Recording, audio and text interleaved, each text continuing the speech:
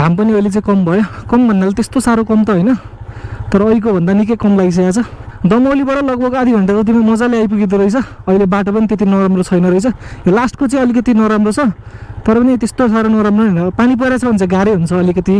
नभए चाहिँ सजिलै छ बाटो पनि यदि तपाईँहरू चाहिँ दमौली साइडतिर बस्नुहुन्छ या यता पोखरा घुम्न आउँदै हुनुहुन्छ भने चाहिँ सट्ट बाटोबाट एकछिन आधी घन्टा 45 मिनटको ब्रेक लिएर यतापट्टि छिर्दा हुन्छ मर्निङ टाइममा पनि धेरै भिड हुन्छ जस्तो लाग्यो मलाई यो ठाउँ चाहिँ दिउँसो त खासै केही मान्छेहरू सबै बाहिर हुन्छ गर्मी हुन्छ स्पेसली सनराइज हेर्नलाई चाहिँ यो ठाउँ भिड हुन्छ बिहान चाहिँ यदि तपाईँहरू अझैसम्म पनि मानुङकोट एक्सप्लोर गर्नुभएको छैन भने चाहिँ एकचोटि अवश्य पनि एक्सप्लोर गर्नु होला दमौली आइसक्नु भएको छ भने त एकचोटि गर्दा फरक पर्दैन किनभने आधी घन्टा मात्र हो त्यहाँबाट त मासतिर यताको बाटो चाहिँ ढलान भइरहेको रहेछ यहाँ तलसम्म चाहिँ भइसकेको छ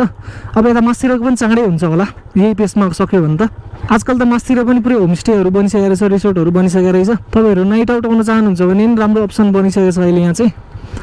नाइट आउट आउँदा नि भयो अब साथीहरूसँग यसो घुमघाम गर्दै होइन रिसोर्टमा बस्ने खाजासाजा खाने फर्किने हिसाबले आउँदा पनि भयो आजको भिडियो चाहिँ यति नै यदि तपाईँहरूले च्यानल सब्सक्राइब गर्नुभएको छैन भने कृपया सब्सक्राइब गरिदिनु होला नयाँ भिडियोहरू आइरहेको छ विकली पुरानो भिडियोहरू पनि चेक गर्दै गर्नु होला so see you in the next video till then bye by